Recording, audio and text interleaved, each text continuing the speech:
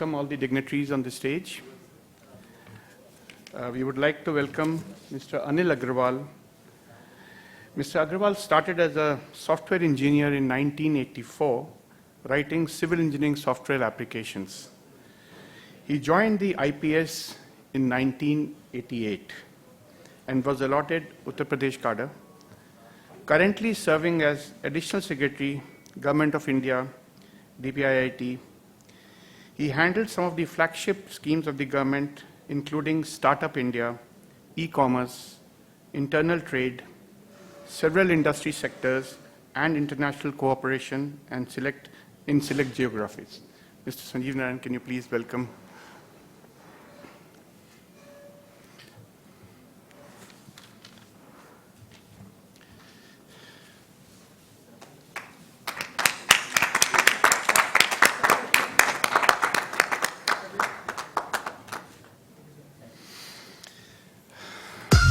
We welcome Mr. Kumar Vineet.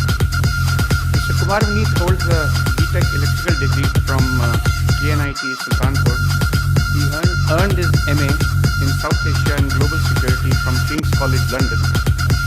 He believes that new technology and innovation are transforming the globe and our daily lives. We welcome Mr. Kumar Vineet. Sir, Sanjeev sir, you have to be here.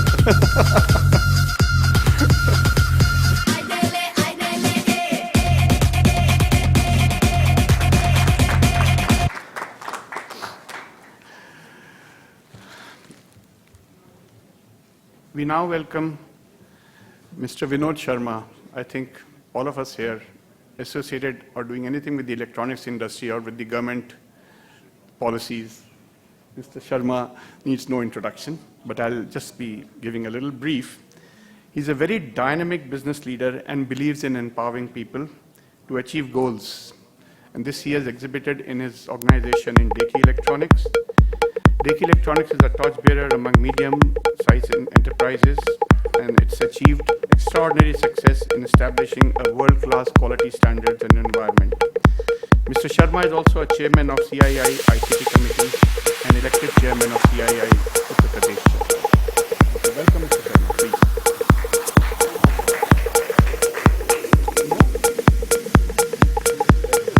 Welcome. This is only a welcome. मुझे पता था तभी मैं हिला नहीं यहाँ से You're just waiting. Okay. We also welcome Mr. Atul Lal, the Managing Director and Vice Chairman of the company. He holds a master degree in Management Studies from BITS, Pilani. He has been associated with Dixon since inception. He is responsible for the company's overall business operations with over 25 years of experience in the EMS industry. Welcome, Mr. Lal. It's our pleasure to welcome Mr. Sudhir Marwah, again a person, a dignitary who needs not much of an introduction. He is a very good industry friend and support of the industry. Mr. Marwah is a senior director at NETI, an electronics engineer, and belongs to 1989 IES Engineering Services. He has over 30 years of experience working with the Government of India. Mr. Marwah has been handling all the policy matters about electronics and IT, including National Policy of Electronics 2019 and phase manufacturing programs, fiscal and foreign trade policy matters pertaining.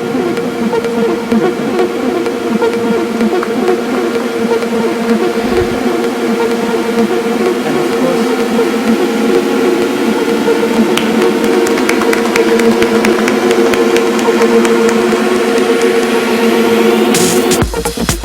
last but not least, I would like to introduce my friend, Mr. Sanjay Agrawal, who is the current president of Alsina and managing director of Globe Capacitors.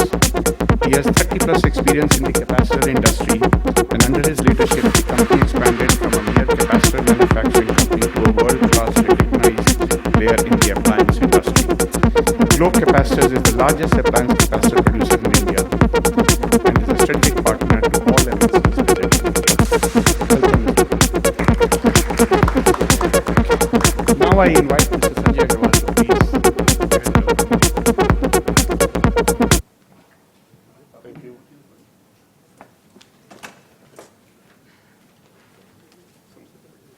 Thank you, Pankaji. Good morning, ladies and gentlemen, and a warm welcome to all industry colleagues, panelists, and exhibitors participating in this second Electronics Supply Chain Summit organized by Alsina. Our focus is on North India and the vibrant state of Uttar Pradesh. On behalf of Alsina's Executive Committee, I convey my special thanks to our guest of honor, Mr. Anil Kumar Agarwal, Additional Secretary DPIIT, Shri Kumar Vineet, Special Secretary Department of IT and Electronics, Uttar Pradesh, and Mr. S.K. Marwa, Senior Director, Ministry of Electronics and IT, for accepting our invitation to address this forum and encourage all the stakeholders who have joined this summit. More than 50 years ago, Alsina's mission had been to support growth of value addition and expansion in domestic manufacturing, specialty components, including electronics manufacturing across the value chain. This summit is one initiative in this direction to strengthen the domestic supply chain and sourcing by buyers, large, medium, and small. We are grateful to the industry leaders and all stakeholders who have joined us today and lent us strength in fulfilling this mission. As we are aware, the global trade environment today is uneasy, characterized by rising protectionism and a range of geopolitical tensions, such as the latest one is the Russia-Ukraine war, which is having devastating consequences. The other mega technology trends which are shaping the future, including convergence of manufacturing and services, stronger focus on design and R&D, which is changing products dramatically. Other key technologies that are catalyzing these trends, among others, are Industry 4.0, AI, IoT, EVs, blockchain, and more. Among all these engaging developments, we need to give greater attention to sustainability of products, which impacts us socially as well as accelerates climate change and is gaining greater importance for our future generations. In all this, India must seize the opportunity and become a viable and responsible alternative for the global electronics supply chain. I am enthused by the fact that in addition to MeitY's special initiatives and formulative, conducive schemes such as MSIPS, SPECS, EMC and PLI to realize our potential, the Union Budget this year has given a fillip to the electronics sector and also supported ease of doing business and exports. The government mission can be captured from the fact that we have a second PLI scheme bought by DPIIT for components of white goods and LED. The outlay was 6,238 crores. Industry has already committed 4,614 crores with a projection of rupees 81,000 crores incremental production. These steps confirm the PM's vision of Atmanirbhar Bharat and positioning India as the global hub for electronic system design and manufacturing. In the Golden Jubilee year 2017-18, Alsina had given the slogan of Electronics for Humanity, emphasizing that this is a meta source which can enable a better life and sustainability in our livelihood across all sectors of the economy. It is important that we remember and focus on this human side of the electronics and how it can elevate the quality of life in India and globally. Let's work towards 4x target in the next 5 years for electronics manufacturing, from $75 billion to $300 billion by 2026. A 10% share of the global market and surge in exports from $15 billion to $120 billion. As we read yesterday, our Commerce Minister announced that we have achieved exports of $400 billion this year, which is a remarkable achievement. It shows the commitment of industry and the government from both sides. I wish all the participants the very best at the summit and welcome you all again. Thank you very much.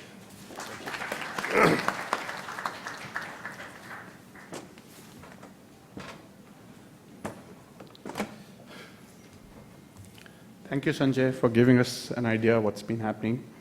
May I now invite Mr. Atul Lal, MD and Vice Chairman, Dixon Technologies, for the keynote address, please. Thank you.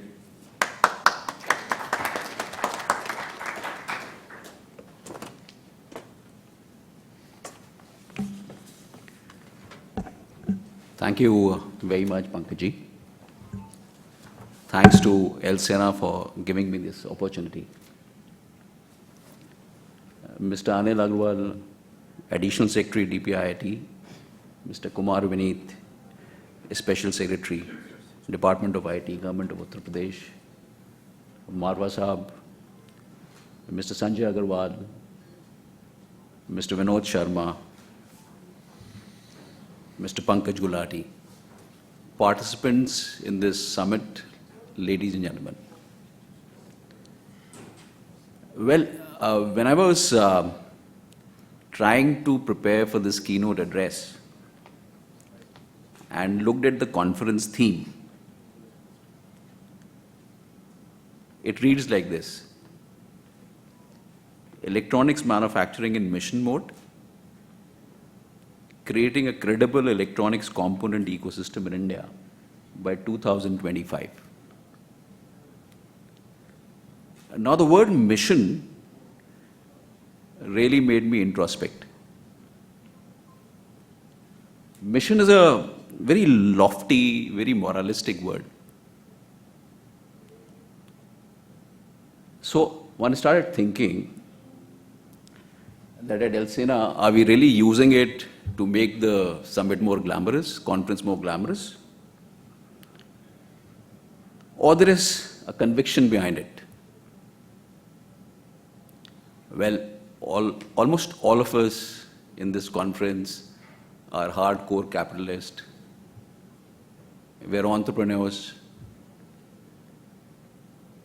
If you are in public markets, you look at your share price every day. If you are in green, your day is made. If you are in red, you curse the day. You look at polymer, you look at crude, you look at currency fluctuation, you look at interest rate, you look at demand slowdowns. 24/7, profit is the motive, valuation is the motive, growth is the motive. So is the word mission really aligned with we capitalists and entrepreneurs? And then I chanced upon this interesting quote of John Keynes. And it read like this: capitalism is the outstanding belief that most of the wickedest of men will do the most wickedest of things for greatest good for everyone. So then I realized, yeah, we are definitely on a missionary mode. And this was a big consolation. So undoubtedly, electronics industry, Agarwal Sahab, Marwa Sahab, Kumar Sahab, is on a missionary mode. And El Sena is playing a very leading role in that. Thanks to our government under dynamic leadership of our Honorable Prime Minister, we are seeing this day when we are all very sanguine, very optimistic, we are in fact even very boisterous about the future of this industry. It is extremely positive that so many initiatives have been taken by both central and state governments to support electronics industry, which I feel now, although it's been old, but actually it's in its stages of infancy. The journey has just started. But however, now all the initiatives that have come in, they have a time frame, 4 years, 5 years. So the industry over a period of time has to stand on its own feet, and the business model has to become sustainable. How? So my humble but very candid submission to the senior officers of the government here is, so there should be a seamless execution of the initiatives taken. One very great initiative in which we at Dixon are a major participant is the PLI. We are beneficiaries already of 5 schemes. Please appreciate that what has happened by this PLI scheme. The Indian companies have kind of got an opportunity to become a part of a global value chain. It has triggered shifting of this value chain from China, which is deeply embedded there, into India. Now, the global value chains are extremely gruesome. The margins are absolutely thin. And if the PLI benefits do not flow in, again I am being candid, smoothly, seamlessly, without getting stuck in the processes and the procedures, a lot is going to get lost.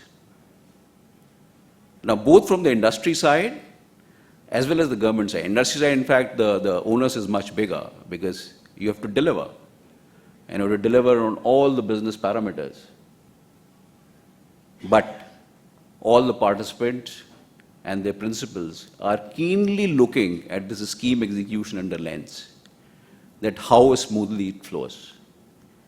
If it flows smoothly, I assure you from the industry side that the growth is going to be manifold. It's my humble submission there. The second, of course, I request the industry that we have to kind of shirk off approach of being small. Small is no more beautiful. You need a very large scale, and particularly in component sector, you need a switch-on operation. Only when you have a very, very large scale, you generate an operating leverage. Only then the cost structures come down. Only then you are able to compete in the global markets, and unless the global market is the target, I feel it will be very, very difficult to sustain. Further, there have been a lot of arguments on the PLI schemes. There is an argument that PLI schemes benefits only a few. There's an argument that some domestic champions are being created. So my counter argument to this is that please look at the history. The economic history of the world. Look at back to 1860s, the Meiji transformation period of Japan. That's when the giants like Mitsubishis were created. And Japan became an economic superpower somewhere around 1900. You look at Korea, Chaebols, Samsungs, Hyundais, LGs. And that's the reason that Korea today is a huge economic superpower. So I strongly feel that this argument doesn't hold. There's absolutely no harm in government building up the domestic champions. But it requires an execution bandwidth of a very different order. It requires a capital injection in business of a very different order, which needs to be facilitated. The first stage of manufacturing is assembly, and we are a part of it. But that's more of a labor arbitrage play. Is it sustainable? Only till the time labor arbitrage plays and makes the economic sense in the value chain. Beyond that, what? We have Mr. Shriram here, who has been promoting research and development. So until unless there is an ownership of IP, until unless there is ownership of design, the business model, we firmly believe, is not going to be sustainable. It's a no-brainer. But has industry done well? Unfortunately not. One was looking at the numbers and trying to benchmark. India's total R&D spend, wherein our GDP is $2.7 trillion, is barely 0.7%. China is 2.2%. US is 2.8%. With much larger GDPs, $23 trillion, $15 trillion.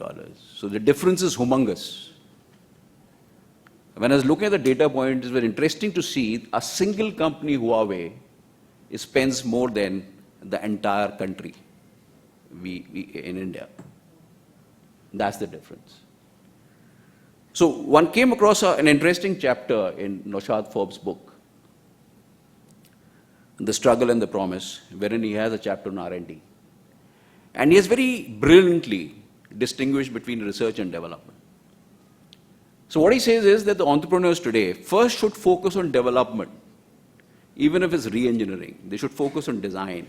Research comes in later. So my humble submission to the industry and my colleagues and peers here is, let's start doing it. It takes time. It takes capital. It takes tenacity, because one is going to fail and then stand up and again succeed, try to succeed. But if we have a long-term plan, if we really want to be in a missionary mode, we need to really focus on this. That is what is going to enhance our capability and competitiveness. And finally, the reason we are here, what is the most important element? Is the creation of the component ecosystem, without which the overall growth and sustainability of the industry can be a challenge. I really want to thank Anilji here that he completely revolutionized the PLI scheme. Nobody could ever think, when the PLI scheme was announced for the white goods and LED lighting, that the scheme would be structured around creating the component ecosystem and backward integration play. Everybody thought that just like other PLIs, it's going to be focused on the final product. He interfaced and listened to the industry, visited many of us, and thanks to you, Anilji, that a scheme was designed focusing on creating an ecosystem. Thanks. I think that's a very, very major step for the industry. But sir, here I have a very special request. Again, possibly I'm being very candid and aggressive. Something needs to be done by the government to address the wrong done through ITA-1.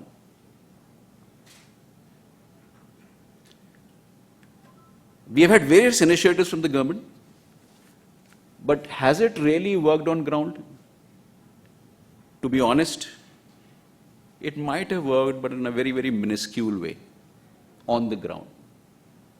Why? Please appreciate, even in electronic components, each component has a different profile. It has a different financial matrix, asset to turnover ratios, technology intensity, working capital, operating cycles, payback periods, valuations. It can't be painted with a single brush. The solution will never come in. Herein, I request that please make the policy very simple. Have something like road tax. No linkage to investment, no linkage to the revenue threshold. Support the ITA-1 components through a road tax kind of a scheme for a disability. Do that for 4-5 years and you will see the industry boom. And these rates can be jointly worked out by the government and industry. It was done for road tax. So this was my request. Further, I think it's a great forum created by ELSENA. I humbly request all the participants and the product makers, please localize more and more. I think it's a great platform. Please make use of it, and so that industry can be taken to the next level. Until unless there are very solid component ecosystem, we're not going to make headway. So finally, I'll conclude with a shlok from 17th chapter of Gita. It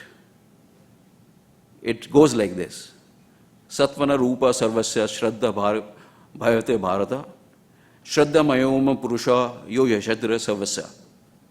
So Krishna here is telling Arjun, everyone's devotion is as per his or her personality and nature. A person is nothing but his commitment, like man. So here we are all making a commitment to put the electronics industry on a missionary mode with a local component ecosystem. Thank you.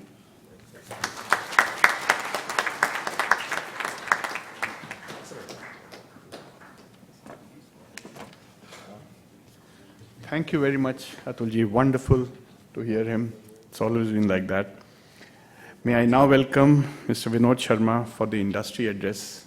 And now it's your turn. Yeah, thanks. Thanks, Pankaj. Thank you very much, Pankaj. Atul, thank you. Congratulations. Absolutely wonderful points as always. आज सुबह जब मैं आ रहा था तो मैंने एक news देखी व्हाट्सएप पे. वो बोलते हैं कि यूक्रेन की जो चेंबर ऑफ कॉमर्स है उन्होंने डिसाइड किया है कि अब वो रशिया से अगले 3-4 सालों में अपनी कंपोनेंट की परचेजिंग डबल कर देंगे. They just said that.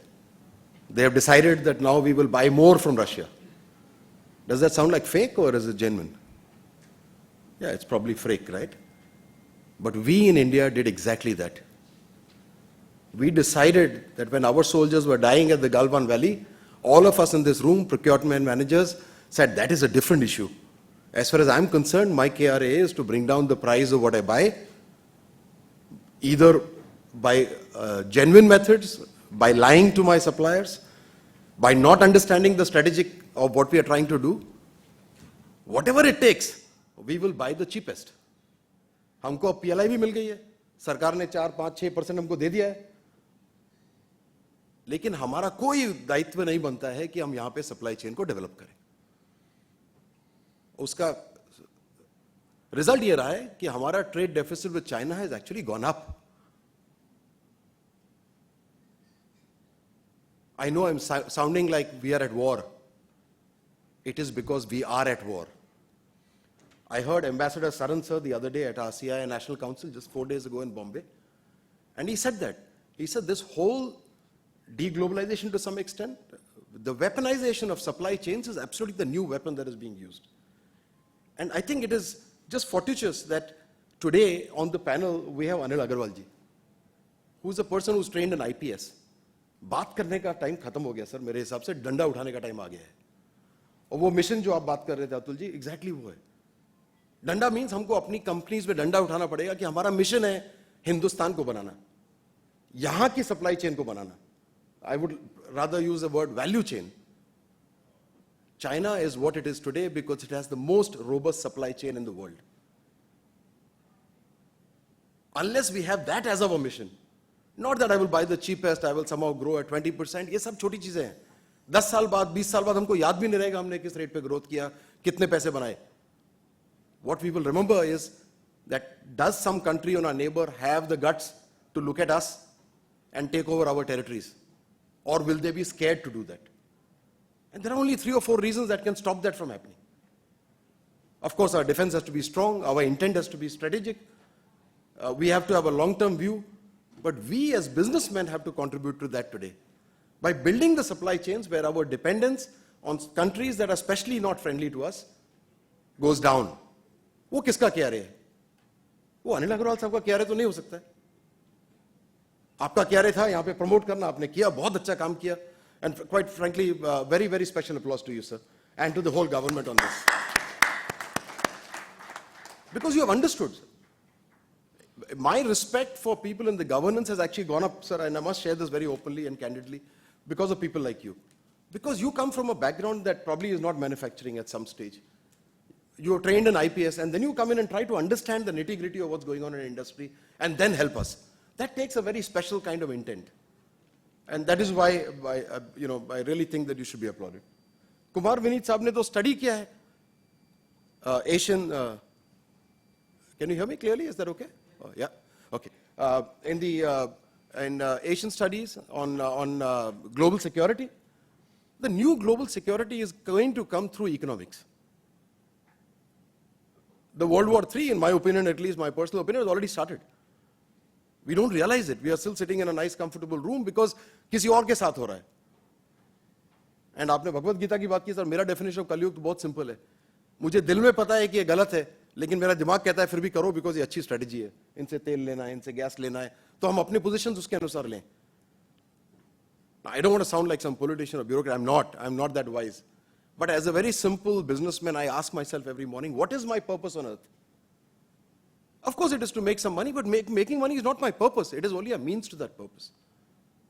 While making that money, I get some money, some capital from my friends and family. I was lucky to have something. My job is to create more jobs. This country needs jobs today. It needs sustainable jobs. But then when I go in from the strategy to a tactical level, when I put my KRAs, when I put my performance appraisals, the language I speak to my people on a daily basis has nothing to do with the strategic intent. कुछ हद तक यही सरकार में भी हो रहा था. We are fortunate that it's changed. Because what we could hear, so we have absolutely last 7-8 years we have dealt, and before that I was very, very critical of the government, I can tell you. I have heard a finance secretary tell us कि सब आपसे electronics नहीं बनता तो कुछ और बनाओ. In the previous government, we cannot be competitive with everything. Let's focus on software, forget hardware. And I told him, sir, with humble. Later on, he's also a Gymkhana member like me, so I had the pleasure of having a drink with him one day and opening my heart out. And I told him, sir, आपने बहुत अच्छी advice दी. मैंने तो project report बनवाई है एक dance bar खोलने की, because उसमें सबसे ज़्यादा पैसा बनने वाला है, entertainment भी है. But मुझे चिंता हो रही है देश की. सब लोग अगर डांस बार मेरे जैसे खोल लेंगे तो ये देश में प्रोडक्शन कौन करेगा, जॉब्स कौन क्रिएट करेगा? So I told him, I'm sorry, but you are wrong. There are some things that a country of 130 crore people cannot afford not to do. Electronic hardware is one of them. I said the same thing to Mr. Narayan Murthy when he was the advisor to the Prime Minister at that time, who famously said, hardware, we have missed the bus. Let's focus on software. And I was very critical of him, and I told him, sir, you are making a big mistake. There are some things which this country cannot afford to say कि हमसे नहीं होगा. It's like food. We cannot be dependent on some other country for our rice and wheat or dal, at least. So the whole of the government concept that is working now is fantastic. In fact, anybody we met at secretary, joint secretary, additional secretary level, we are so happy to report, कुछ रही नहीं कि हमसे मांगने के लिए. We will continue to invent and ask for something because there will always be some. For example, PLI, we hope it gets implemented in time. We hope the money starts flowing to companies in time. There will be a lot of such seminars and we'll continue to ask that. We are now seeing that percolation happening to the states. UP electronics policy, fantastic. The notification में कुछ issues हैं, but we will discuss that separately. But what I'm saying, but जब आप land authority के पास जाते हैं, वो landlord तो नोएडा में तो वो लैंडलॉर्ड है, जमींदार हैं, वो तो उसको काट के बोलते हैं बताओ कितने पैसे में दोगे. मेरी 2 फैक्ट्रीज है B20 सेक्टर 58 में से, 1 एकड़ का प्लॉट, मतलब 2 आधे एकड़ के प्लॉट है, 50 करोड़ रुपए उसका आज दाम है. 50 करोड़ की फैक्ट्री में आदमी क्या कैपेसिटी बनाएगा? Because my competition is in 4 acres, 5 acres of dormitory, of open supply of electricity. There is a basketball court in the factory in China. There are hostels, dormitory, all the workers come from there. They work 10, 12 hours a day, go back and have a peaceful sleep, come back the next day even more productive. हमारे यहाँ बेचारे 8 घंटे उस factory में आते हैं, हमको बस केवल ये तसल्ली है कि 50 crores हमारे, is the price of where I'm sitting in. But unfortunately, those people go and live in a slum after that. कोड़ा में जाके, आप लोग अगर जानते हैं, एक गाँव है, एक स्लम है लिटरली, बिजली नहीं आती, पानी नहीं आता, स्लम में चोक्ड है, वहां से हम लोग 6 सिग्मा के वॉरियर्स को डेवलप कर रहे हैं. So I think it is not a criticism to anybody. Atul very rightly said mission. Mission का मतलब है कि we need to rethink. और ये rethink करने के लिए I think the government has done more than their bit, to be honest. हम लोगों को, businessmen को आज बैठ के ये सोचना है. अतुल जी ने बिल्कुल सही कहा, हमारा धर्म है as businessmen to be profit, P. But उस profit के पीछे मेरे हिसाब से 3 P हैं.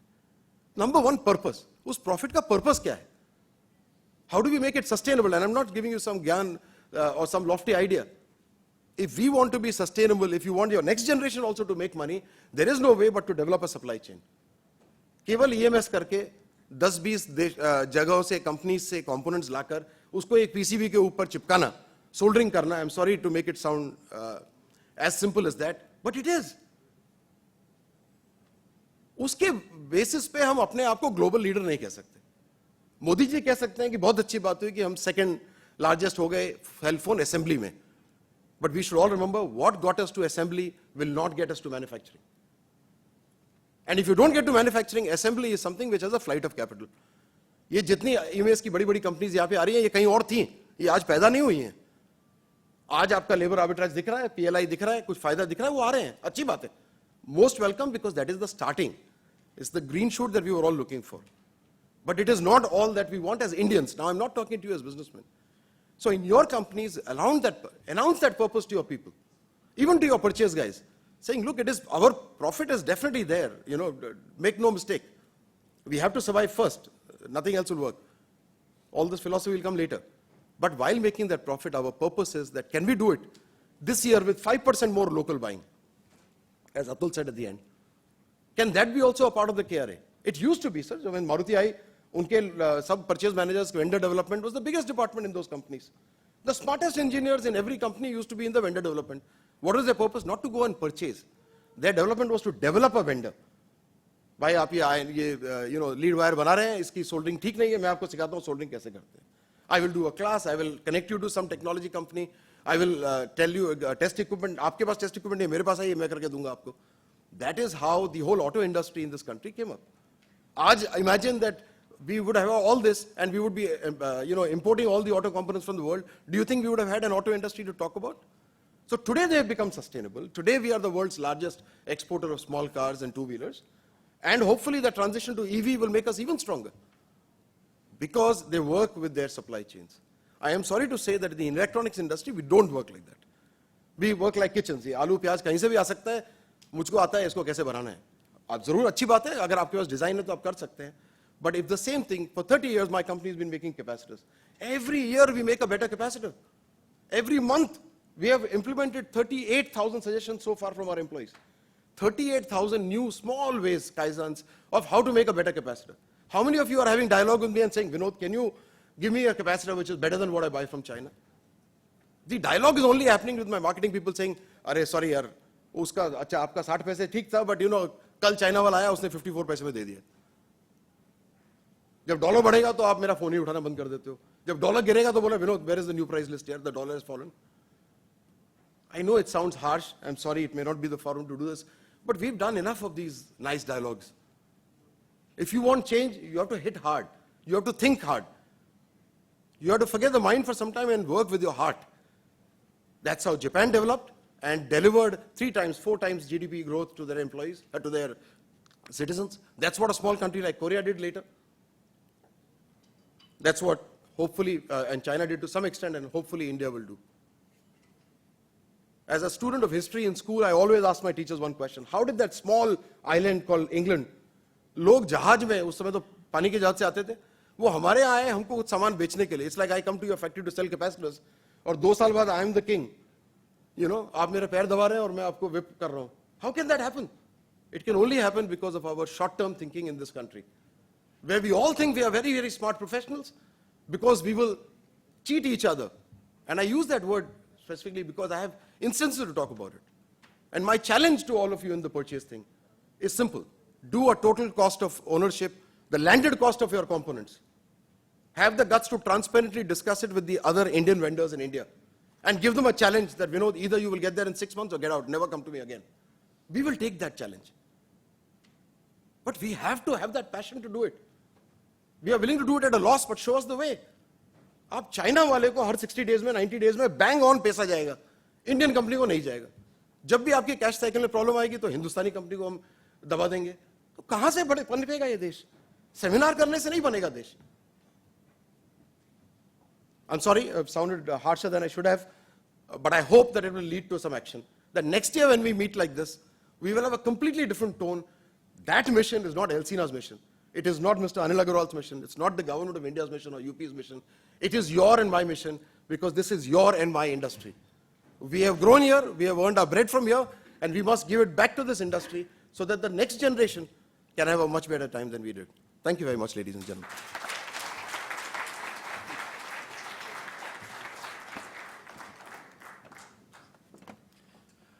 Thank you very much, Vinod. It's always, thank you for speaking from your heart. You always do that. I've seen that. Thank you. Okay. May I now invite Mr. Marwa, Senior Director, MeitY, to share a few words, please.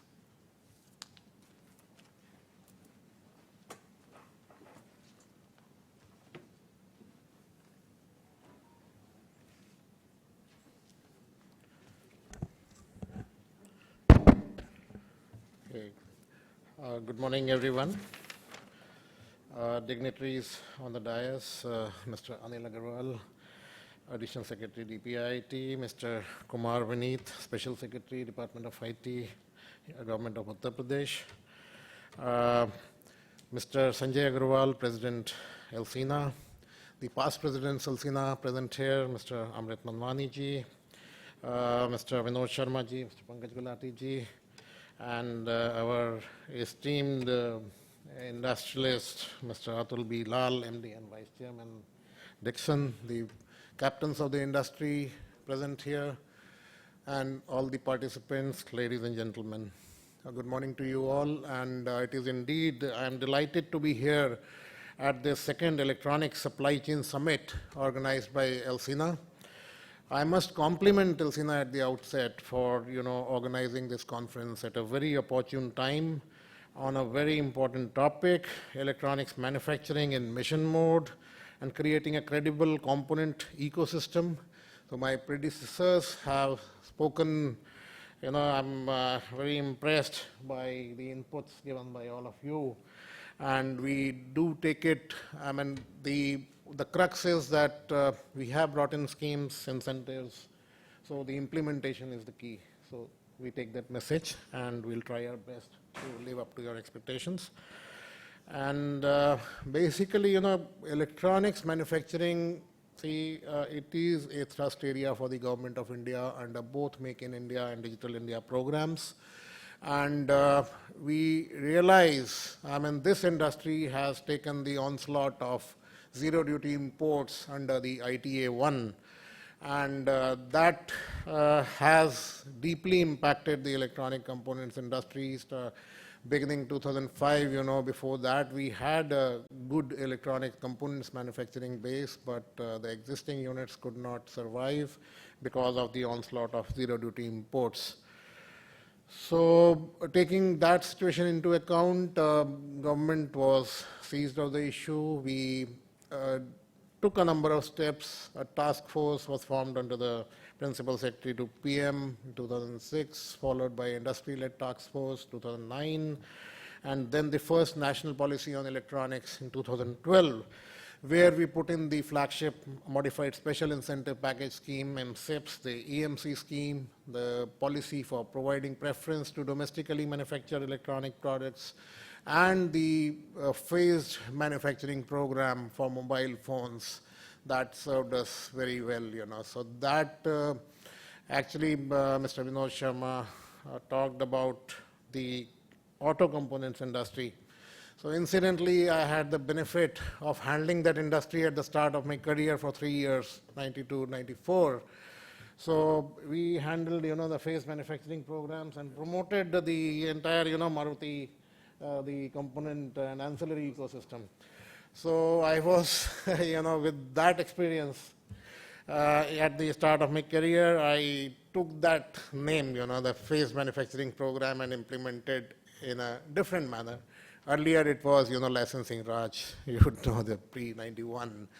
So PMP essentially for the auto components, for example, the steering, we would, break it down into sub-assemblies, and we would, urge the industry, okay, in year 1, you have to indigenize this, year 2, indigenize this, year 3. And then, that was, capacities were limited, you can only produce this much, so we will allow this much of bearing, this much of this, year on year, that's how the phase manufacturing program was implemented. But anyways, I took the terminology, and then in consultation with the industry, we were able to put in a robust PMP for mobile manufacturing, where we identified 16 or 14 sub-assemblies, and year on year how to indigenize them. So earlier it was a differential excise structure that we brought into play, but with the GST that was not possible. So Hasmukh Adhia ji, Revenue Secretary at that time, said, see, it's not possible to bring in a differential GST structure. The only possibility is impose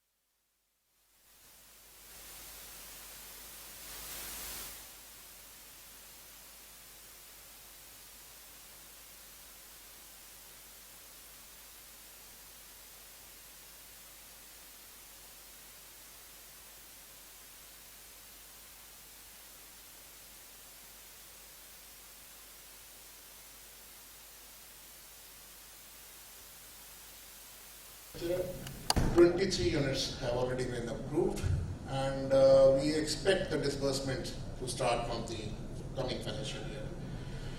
So, as a result of all these policies, our electronics manufacturing grew from $29 billion in 14-15 to about $76 billion in 1920. Then we faced the pandemic, and as a result of which growth was flat for a year. And now this year, again, things are starting to looking up, and I believe that the worst is behind us, and we will move with, full fervor going forward. And so another important task, I have noticed from the panel discussions, you are having 3 panel discussions today on very important topics: building the semiconductor ecosystem, then the high growth segments for EMS and equipment manufacturers, as well as challenges and priorities in security products and systems. So all 3 tracks are extremely important. So in the past, we have tried to build our semiconductor manufacturing ecosystem. In 2014, we gave approvals to 2 consortia, providing a very attractive set of incentives, but unfortunately, they could not achieve financial closure, and we did not see success on that front. However, now there is, considering the current geopolitical situation, and we strongly feel, in consultation with the industry, that time is ripe that we also attract investments in the semiconductors and display area. So for that, government has approved a flagship program for manufacturing of semiconductors and displays in the country with an outlay of 76,000 crore. So there we are supporting both silicon semiconductor fabs as well as compound semiconductor fabs, display fabs, and besides that, we have also brought in the design-linked incentive scheme. So as my predecessors have said, in particular Mr. Arun Lal, that design-led manufacturing is the key. We must focus on design, we must focus on R&D, because only assembly will not take us far. So that's extremely important, and the DLI scheme for chip design, so that should serve us well. And besides that, we will also, modernize our only brownfield semiconductor complex limited at Mohali. So that decision has been taken. So SCL, which was earlier under the Department of Electronics, was given to the Department of Space, and it worked as a captive strategic facility for Department of Space. It has again been brought under the fold of Ministry of Electronics and IT, and we will modernize it, and we'll look for a joint venture partner and try to run it on commercial lines, because that is one facility which is a showcase that actually we can run a fab, So that will help us attract investments in this sector. So as far as design is concerned, we have highly skilled design engineers. 3,000 chips, over 3,000 chips are being designed in India every year. And all the major fabless chip design companies, they have their R&D centers. So we need to leverage that advantage, to attract investment in semiconductor and display manufacturing now, which we are doing. And the scheme was open for applications for 1.5 months. We have received good response. And we hope that this outlay of over $10 billion that has been provided by the government for this task, we will meet our objective.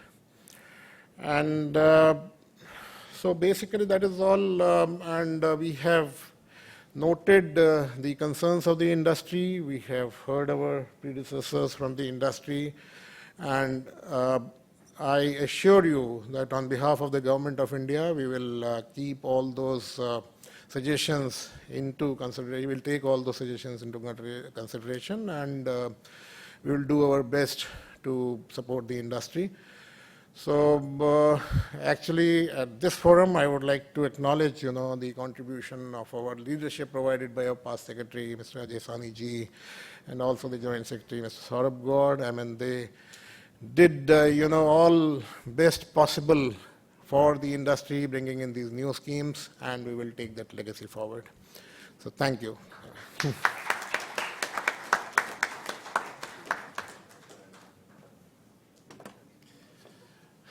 Thank you very much, Marwaz sir. Thank you for giving us a brief on the various schemes. So as you rightly said, it's now up to the industry to move on. May I now invite Mr. Kumar Vineet, IAS, Special Secretary, Department of IT and Electronics, Government of Uttar Pradesh, to share his words. Please. Thank you.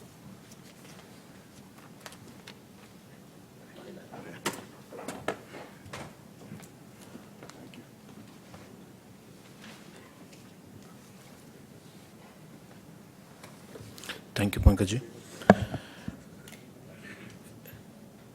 Esteemed guests over here on my left side, it is really very interesting and it's a great opportunity for me to be a part of them. My friends from industry over here, it's really a pleasure to meet a different sect of people over here in Noida. I have served this district for more than 3 years as additional district magistrate, but quite a few years back, but I never entered the first floor of this particular hotel itself to enter into such a serene and entirely different environment. Maybe law and order, आपके यहाँ labor problems में ज़रूर आपसे कभी न कभी मुलाकात हुई होगी, but not in these issues. Anyway, thank you so much for the invite. Thank you, Alsina. And on behalf of Government of Uttar Pradesh, I really thank you for giving us an opportunity to be present over here, to present my state over here, and offer my credentials from the Government of Uttar Pradesh and the policy incentives that we are taking up, and a few reactions, of course, to what I have been listening to all through. And that is really very interesting, that from business to a mission vis-a-vis John Keats to philanthropy of Gita, that was really wonderful. I really cherished your speech, sir. Really, that was really very interesting. And the value chain, actually, the credible ecosystem and sustainability, that is the crux of the thing. And that is exactly what we are working for in Uttar Pradesh under the guidance of Government of India. There are various policy initiatives that are being taken up with the purpose of seamless flow of schemes and incentives as is being stated. Well, at the very outset, let me share my opinion about what should be a government as a doer and what should be the government as a facilitator, because basically government has to lay down the rules, make things happen, prove it that yes, this can be done, and then retract and let industry take over, let private sector take over. For example, we started with Uptron, 1974-77, when television was a big thing to happen. Even my maternal uncle still has that Uptron television as a prized place. He's from Haryana, Kedar, now settled in Gurgaon. He still has that television working over here. So government tried to establish a concept that yes, manufacturing can happen, and then retract and let the private sector take over and give the policy initiatives. That is what government from doer of things to facilitator of things has to happen. Well, we have a policy framework very well established. My kiosk is here, my people are here, they will be explaining to you. In case of any issues, I am also here. And I will be really very happy to explain it to you, because I just want to communicate that the Department of IT and Electronics of Government of Uttar Pradesh has got a very keen set of officers. We just had a data center policy. Just to give you an example, we had a data center policy in January 2021. And we are standing here in March 2022, and I already have 6 projects in pipeline which are ready to be given incentive once a government gets set up. And we have more than 30,000 crores of investment opportunity that has already been put up as a letter of interest to us. So that is a big thing that is happening, because we took the cue that just 2% of data is being kept in India, rest goes outside India. So let us have this opportunity, let us give us an ecosystem, and we really reaped in. So just to give a glimpse of it, that Government of Uttar Pradesh is very eager to reach you out. We have 2 industrial, because when I said earlier that initially government started to be the doer of things. So we have 2 industrial plots over here. And I invite everyone over here, if they can come up with some electronics manufacturing concept. We have a Shriton India factory over here. We have a Powertronics factory over here in Ghaziabad industrial area.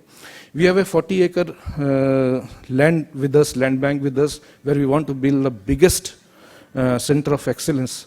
As Mr. Vinod was saying, that he gave a very beautiful concept of how the industry of Maruti started explaining how to be a good welder so that the manufacturing units can come up. The same concept is with the Center of Excellence, because the Center of Excellence tries to build up imbibe into it the good qualities of good practices of industry so that new factories as ancillaries may come up. So that is the idea that we really want to share with you. Fab facilities, as Mr. Marwa was saying, that Government of India has already announced its intent. In fact, today, I believe MITI is going to have a very strong discussions on this particular issue. We have also flagged that we have 100-acre plots with us, and if Government of India gives us an opportunity, then yes, we would be very interested in having our semiconductor ecosystem in Uttar Pradesh, because that takes long time, 10 to 15 years to establish. Maybe we can have a small, rather not small, a competitive replica of what Taiwan is doing. And that is what my idea is. Well, someone from the dais had a very nice example of what was happening in China, say in 1960s. Well, yes, in China there was a concept of high current versus heavy current in 60s, and China then decided for heavy current. But in 1998, that was the break-even point when India and China had exactly same foreign direct investment. 1998, that was a break point. And China immediately shifted to light current in manufacturing. And look where they are and where we are. That is what actually he was trying to mention. And that is exactly what I also trying to emphasize, that yes, let us have a very, very aggressive marketing as well as manufacturing policy. Just by imagining that we can be a global head is not going to do. Or just by having something that, yes, government is not able to do this or we should not be able to. Let us come and sit together and decide that what should be done so that we can actually be a manufacturing hub and a facilitator as well as provider of the services to the world. The capital injection which has to be facilitated, because it was very clearly mentioned and very well mentioned that utilization versus manufacturing versus R&D. The interest of our concept in R&D is not that keen as we should have, and of course government lacks on it, and we should keep coaxing our government also, and I promise on part of the government of Uttar Pradesh that we are very much interested in having it. Just recently we have tried to get into the various educational institutions like IIT Kanpur. We have a center of excellence over here with CDEC. We have on BOT, we have a center of excellence with the AKTU in Lucknow. So we are trying to expand, we are trying to get into the R&D itself, because that is really very, very important for us to grow. Well, for an industry to grow, the most important thing is technology enablement of the mass, because ultimately you need professionals. You need professionals right from ITI, right from engineering, right from all the different areas. So we already have a very ambitious tablet smartphone project in which we have tried to distribute each and every graduate with a tablet smartphone so that they be enabled. And not just enabled, not just distribution of technology. We have also tried to come up with the industry. We have Infosys Springboard with them so that they can enter into the online classes free of cost so that they can be enabled. And once industry requires such professionals, they are ready to serve. Well, there was a very interesting mention by Mr. Vinod about what Ukraine was doing to Russia, that they are trying to imbibe into it. Actually, that is geopolitics about the Franco-German concept of 1940s.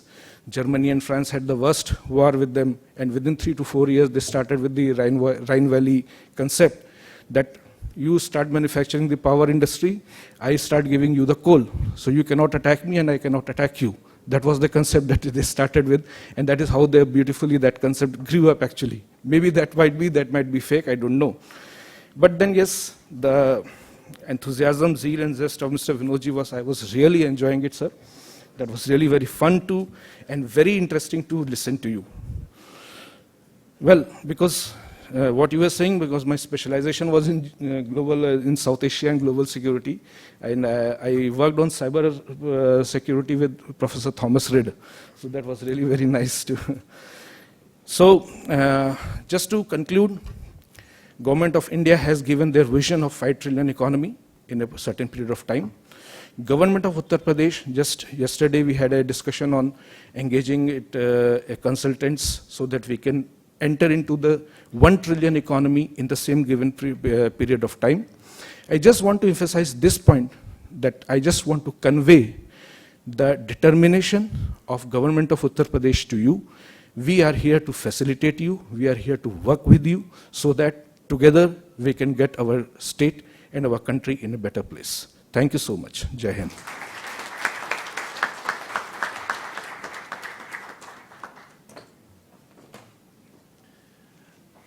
Thank you, sir, for giving us a brief on the aim of the government of Uttar Pradesh to act as a facilitator.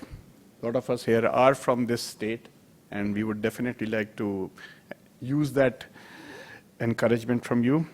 The next one, I would like to now request Mr. Anil Agrawal, Additional Secretary, DPIIT, to share his thoughts with us. Welcome, Mr. Agrawal.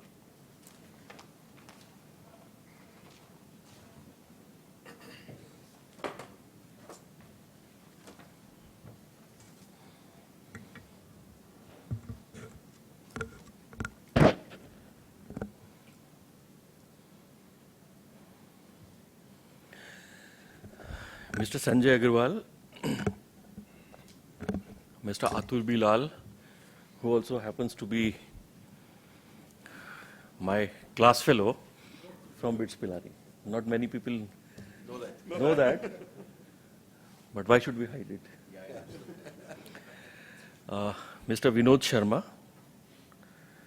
Mr. Marbaha, Mr. Kumar Vineet, all stalwarts of the electronics component industry, ladies and gentlemen. It is an honor and a privilege for me to be standing here today amidst all of you.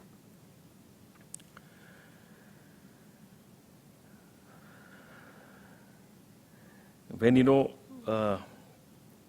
Agrawal and Mr. Vinod Sharma requested me to come over on a working day in the forenoon for an event, I tried to avoid it, honestly.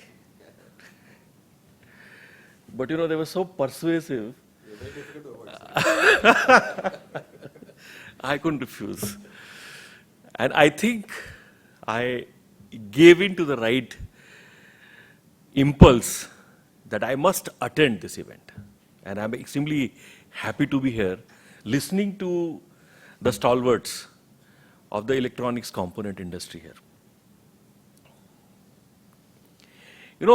This is probably the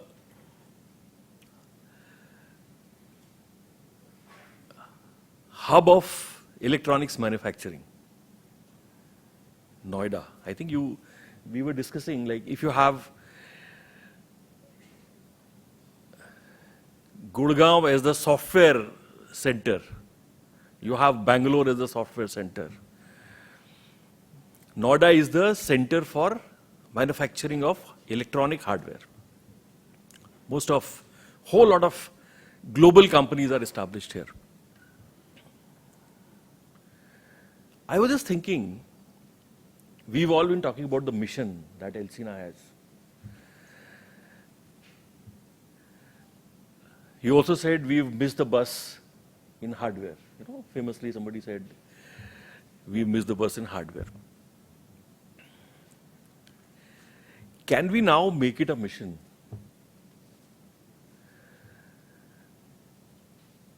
to establish Noida or UP as the hardware capital of India? Can we think about it? I'm sure government of UP will fully support this. They will fully support it. They'll be fully on board on this idea. We have the entire ecosystem here. But then, as you pointed out, we'll have to do something more than what we are doing today as an industry. I am a government officer. I am a bureaucrat. I cannot claim to understand the industry at all. I may have spent 10 years in the industries department, but still I can't understand industry as well as an industrialist does. I can't do that. However, looking at the perspective that I get there are some observations which I would like to share with you.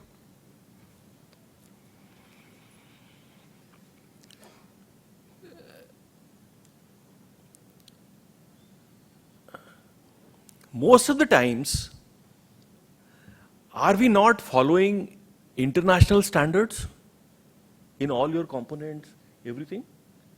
There is some international standard that we follow. Following an international standard has its costs, right? You will develop technologies, you will buy machines, you will establish processes to conform to those standards, right? It has a cost.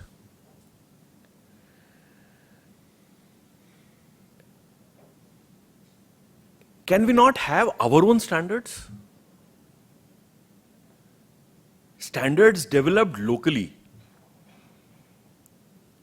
which we enforce on the world. And see, unless today you get money from exports, you are not actually growing. If you are catering to the domestic market, you are actually not doing enough. You have to think big about exporting to the world. What you are producing, if it is not good enough for the world market, it is actually not good enough to be consumed domestically also.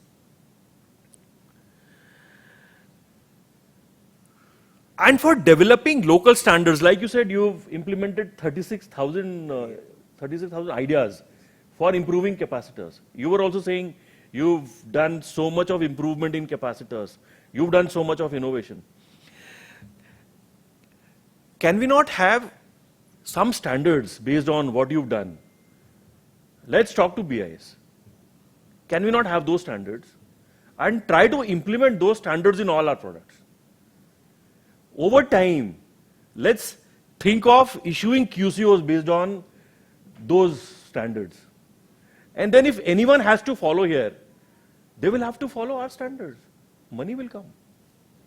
And money will come to you only. But उसके लिए एक थोड़ी सी लंबी सोच की जरूरत है. उसके लिए दाल रोटी चल रही है, उससे काम नहीं चलेगा. उसके लिए इससे काम नहीं चलेगा कि मैं टेक्नोलॉजी बाहर से ले आऊं, मशीन्स बाहर से ले आऊं, ये मैन्युफैक्चर करूं, कंपोनेंट्स असेंबल करके दे दूं, उससे काम नहीं चलेगा. That is what Atul also said. That is what mister Sharma also said. उसके लिए क्या हम इस तरह का एक मिशन बनाने की कोशिश कर सकते हैं?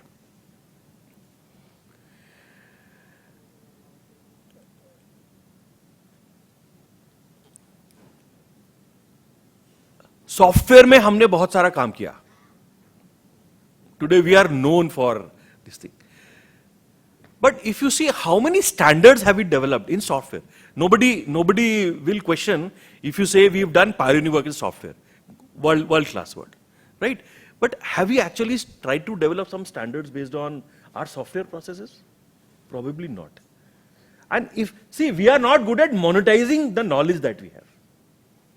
Standards are a way of monetizing your own research, your own processes that you can do. So this is one way, and this is the thought that I wanted to leave you with. We've talked about the production-linked incentive schemes. And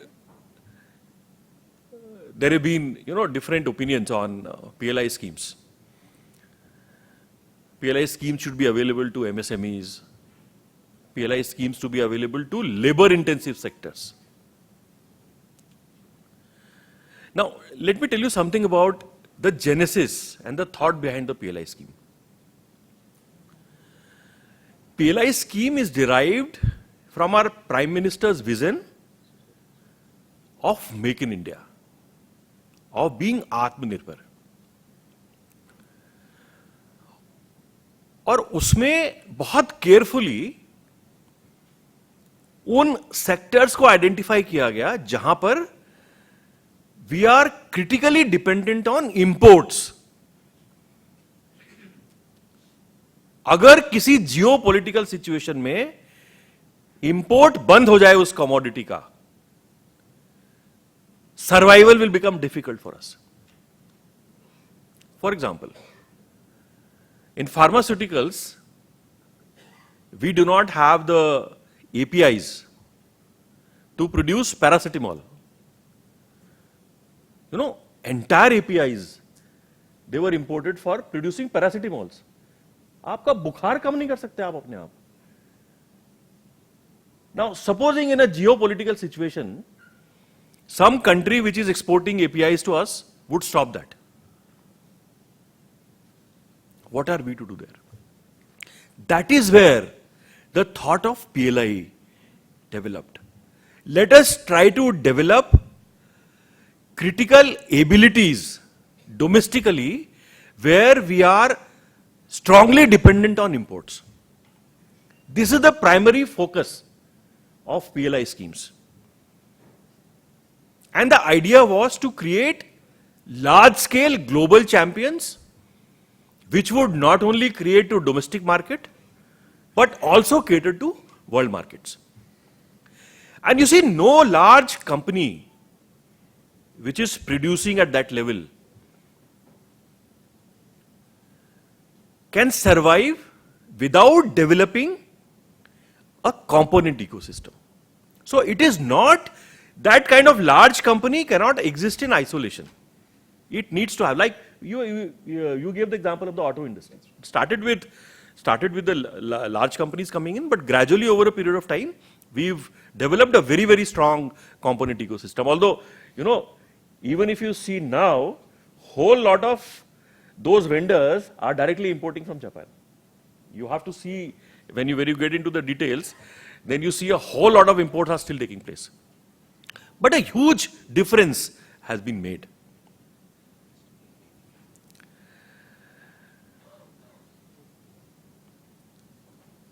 That is exactly what we tried to do when we were trying to implement the PLI scheme for air conditioners and the LED lights. We are focusing only on components,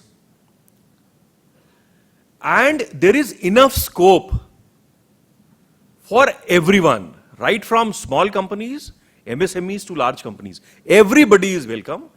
There is place for everyone there. And for those who may not know, let me tell you, the total scheme is 6,238 crores of our incentive outgo. We still have a lot of money left. We have opened the scheme again, and it is open till the 25th of April. So if you are willing to invest in electronic components which are eligible, which get into ACs or LED lights, you can get benefits of the PLI scheme, which is open for you as of today. The last date is 25th of April.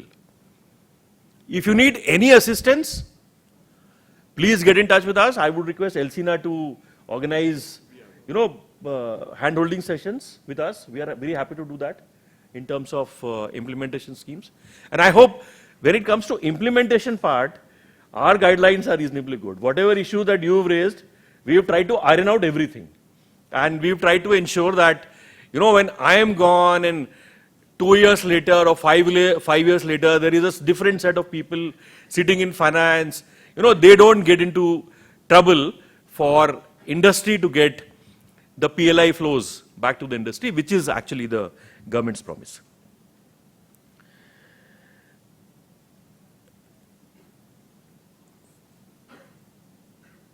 Electronics is actually all pervasive. It's become all pervasive now.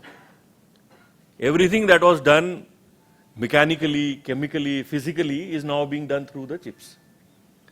So you can actually make a huge difference to our lives, everybody's life.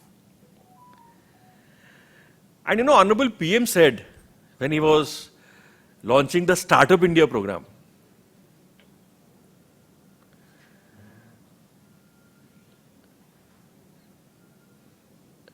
startup is not about making money. It is about solving society's problems. So long as you are focused only on PPP, profit, only profit, It is a very short-term approach. If you look at, all these companies, Fortune 500 companies, you look at Fortune 20 companies, Fortune 20 companies today in 21, and you take the list of Fortune 20 companies 10 years ago or 20 years ago, and you compare the two lists, which are the common ones. And then you will see only those companies who have continuously innovated, continuous innovation, are able to survive the next 10 years and still be able to be part of Fortune 20. So innovation is required. In this internet age, every field of knowledge gets enriched by the hour. By the hour. हर घंटे में कुछ ना कुछ नई knowledge add हो रही है और वो सबको अवेलेबल भी हो रही है. और अगर हम कुछ नया नहीं कर रहे हैं, are we on the right path? I always ask myself, आज मैंने नया क्या किया? If I am not doing something new, if I am not learning something new today, my day is wasted. As an industry, as such a critical industry for human survival now, electronics components, can we think about this? आज हमने नया क्या किया? Innovation has to be the bedrock of the hardware industry in electronics. If it is not possible at small firms levels, I understand, it's difficult for small companies to invest so much into components. Can we as an industry do something about it?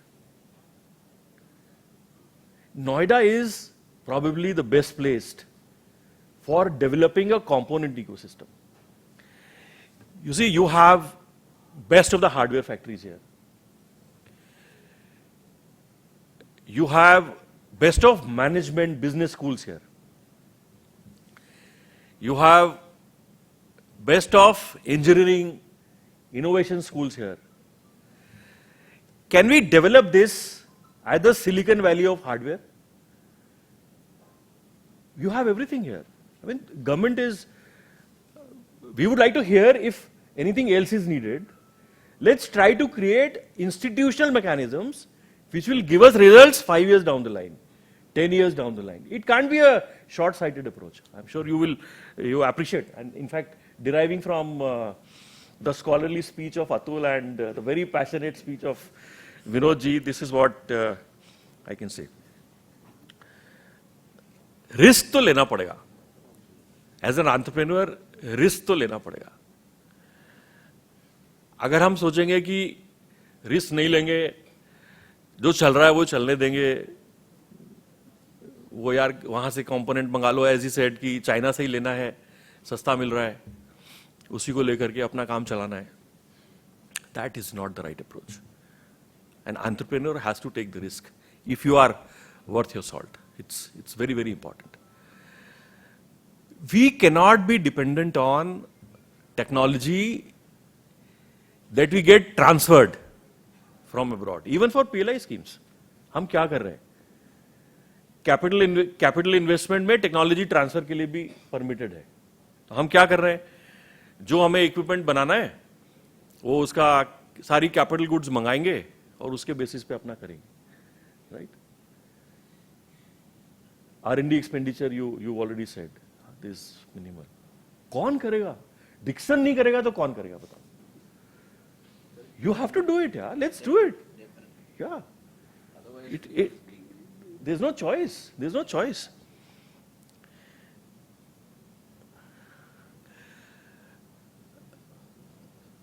आपने ITA की बात की. Right? So idea is given now. You can't, unfortunately, help it. उसको bypass करने का क्या तरीका हो सकता है? Develop new components based on new standards, and then we'll enforce. Like, for example, there was this idea, you know, we have, now supposing Google Maps were to shut down its services, what will happen? Supposing the GPS systems that you have today, it's an American system, if they decide कि हम इसको बंद कर दे रहे हैं, क्या होगा आपका? आप रेडिसन ब्लू भी नहीं पहुंच पाएंगे अपने आप. Should we not have domestic solutions to this? And we have. Now we have Navig constellation of our satellites. And Qualcomm has developed those chips which use the Navig system along with the GPS systems. Can we think of making it compulsory across the board? कि अगर India में रहना है तो सारे mobile phones में नाविक compliant chip होना ही चाहिए. आज नहीं करेंगे, 3 साल बाद करेंगे. Develop the capacity, give them the time. Can we do something like this? So, you need to think about new ideas, how we could actually develop this hardware capital. Could be a very, very lofty kind of a objective, but why not? Unless you think big, you can't even take the first step towards it. Thank you very much, gentlemen. It's been a pleasure talking to all of you, and thanks for having me. Thank you.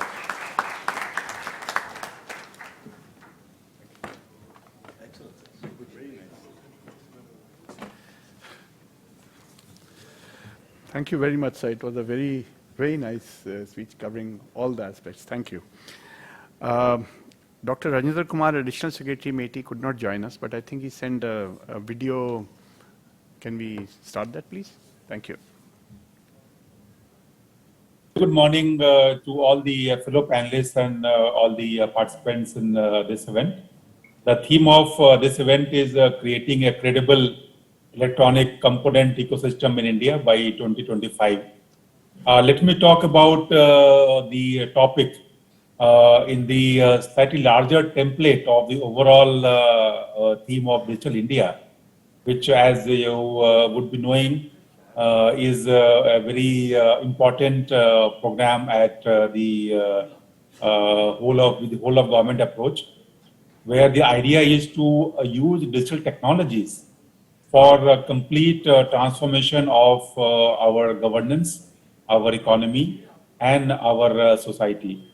So as we are coming out of the pandemic now, and hopefully the pandemic should be behind us in the months to come, we are all seeing much greater adoption of digital in almost all aspects of our lives, both in our professional lives as well as personal lives.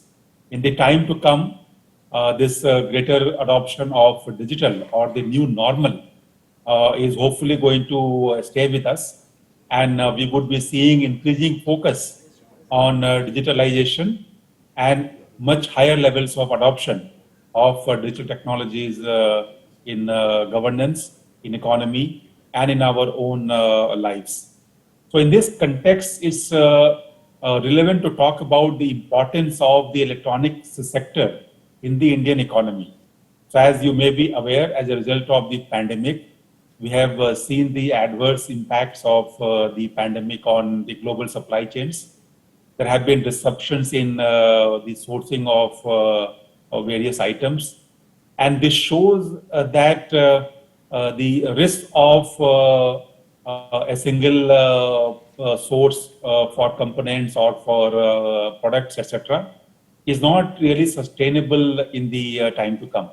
So both from the point of view of stability in global supply chains and for strategic regions, it is imperative that India develops its own electronic sector and becomes a manufacturing powerhouse at the global level. So what are the schemes of the government that are aimed at achieving this vision of making India the electronics manufacturing hub of the of the entire world in the years to come. As you may be aware, in the last several years, government has placed a lot of emphasis on improving the electronics manufacturing ecosystem in India. And a number of schemes have been announced which aim to support the growth of the sector and make India the global hub for electronics manufacturing. Most recently, as you may be aware, the government has announced a 76,000 crore incentive scheme for semiconductor fab and display fabs in the country, which is aimed at making India the global hub for semiconductor manufacturing, and also for ensuring that we can become a global powerhouse in both semiconductors and display fabs. Earlier, we had also announced the PLI scheme for IT hardware. We have announced the PLI scheme for larger scale electronics manufacturing. And before that, we had the EMC 2.0 scheme, which was the electronic manufacturing cluster scheme, which again was aimed at supporting the growth of electronic sector in India. This entire effort, all these schemes that I just mentioned, which the government has announced, which have already had good impact on growth of the entire electronics ecosystem in India, they are within the overall vision of Digital India, where we want to take our digital economy from the current level of about 200 US dollar billion to at least $1 trillion in the next 4 to 5 years. This vision MeitY had unveiled in 2019, which mentioned that the goal for the next 5 years should be to achieve a level of at least $1 trillion in digital economy. And this would be a huge transformation from the share of the digital economy today, from about 7 to 8% of GDP, to about 20% in the next 4 to 5 years. Now that requires an approach which cuts across all the domains, not only in government, but also in the industry, in the private sector, in our own personal approach and thinking towards how digital can change our lives and livelihoods.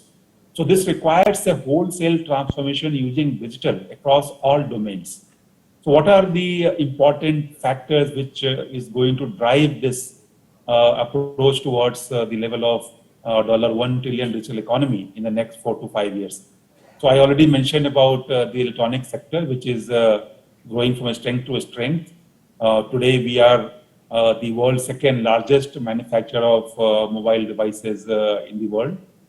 We have really grown very fast in the mobile device manufacturing ecosystem.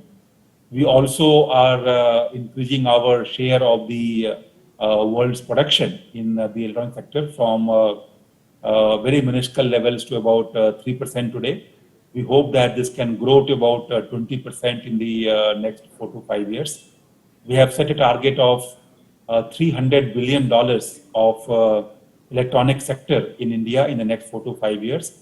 That would be part of the overall $1 trillion digital economy vision. So that shows the importance that the government is attaching to the growth of this entire sector, and also shows the support that the government is willing to provide to really make this sector grow and achieve the importance that it deserves, and make India the global hub for electronics manufacturing in the world.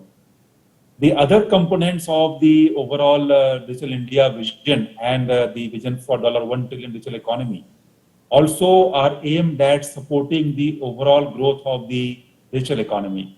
Some of the key initiatives in this larger template, in this larger approach, they include the creation of large public digital platforms in various domains, which is going to drive the adoption of digital even further. Also going to provide the services to citizens and businesses in a much more seamless interface. One example of this large public platform is in the health sector, where the Honorable Prime Minister announced the National Digital Health Mission in 2021, where already the platform and application are in place to provide every citizen with a unique health account number, which will facilitate in provisioning of services from both the public and private healthcare providers. Similar efforts are now underway in domains like education, in domains like transport. We have already seen the new initiative on Gati Shakti, which is in the logistics sector, where the aim is to really use technology to cut down the cost of logistics and transportation, etc., across the entire country. So these are aimed at using technology in its most impactful ways to really improve efficiencies across the entire economy, across all sectors, and to allow our businesses, allow our industry to grow in a very competitive environment so that they can become the world leaders in their own domains. So the task before us, as we talk about India becoming the world's preferred destination for electronics manufacturing, the task before us is to really support our industry to grow to that level of competitiveness and grow to that size where they can rightfully claim to be the world leaders in electronics manufacturing domain. All the policy I mentioned, they are aimed at supporting that vision and supporting that kind of growth required to achieve that transformation in the next 4 to 5 years. Also, I would like to mention that the growth that we are envisaging in METI of the digital economy, that would be a much larger share of the overall GDP in the next 4 to 5 years. And that makes it even more, obvious to all of us that the digital transformation is extremely important for the country, and using technology is extremely important for all of us to really transform the way we work in the government, the way our industry is growing, and the way people they conduct themselves in their own lives. Let me also mention a couple of things which are part of this larger template of the $1 trillion digital economy vision and the larger vision of the Digital India program itself. One more area where we think it is very important for us to understand the role of technology and how it can transform our governance, our economy, our society, is in terms of creating world-class digital infrastructure. So when we talk about digital infrastructure, we really would like to reach every citizen in the country in terms of providing him or her world-class connectivity, high-speed broadband, reach every part, every corner, all our villages with high-speed connectivity. This is one part. Also support the growth of emerging technologies because they are going to be the mainstay of the future digital economy. So when we talk about the emergence of these new technologies, a few areas which come to mind immediately are in terms of growing our 5G ecosystem in the time to come. Also developments in the IoT world in terms of providing quality data center infrastructure. All they are extremely important for our digital economy to grow.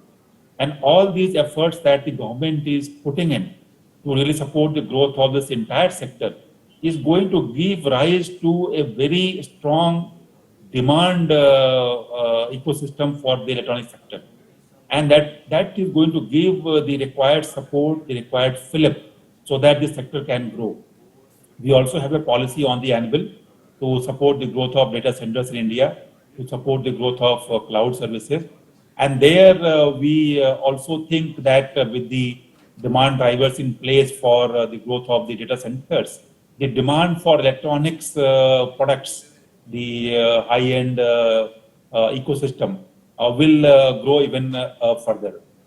We have also the PDP bill that is going to come in the months to come, where the emphasis on storing data within India should give rise to very strong demand drivers for the growth of the data center infrastructure and consequently the growth of the electronics manufacturing ecosystem in India.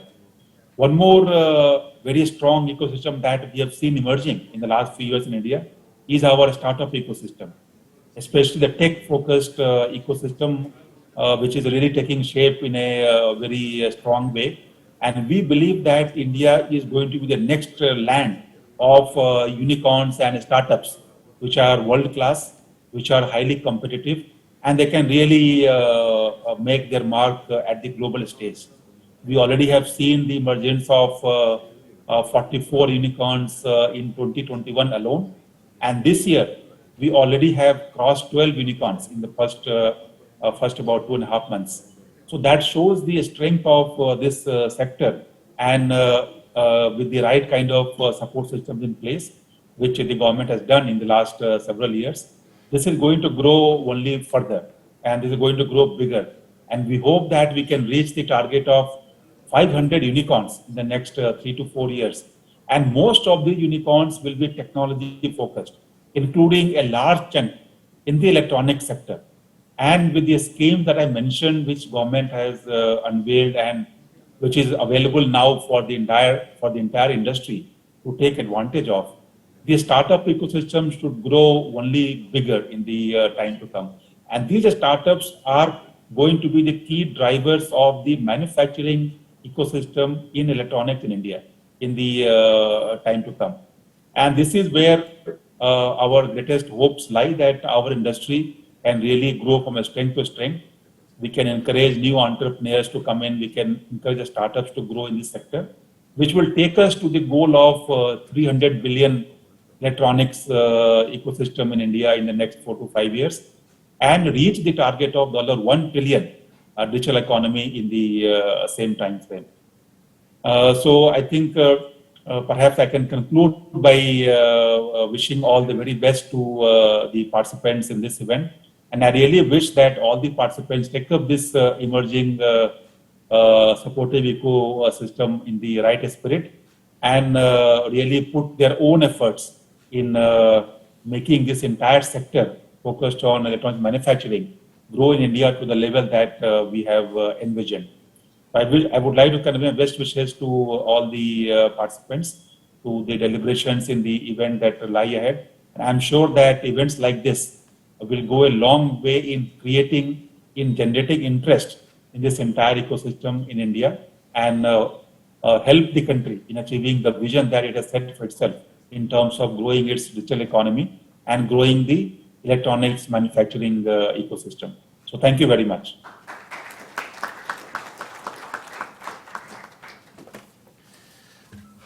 Thank you very much. So we come to the concluding part of this session. It's been an honor to be part of this wonderful session. I think the dignitaries on the dais covered almost everything that we could imagine, and we have an exciting beginning to the long day of good business, good conference sessions, and I would like to thank each one of them. My special thanks to Mr. Anil Agarwal,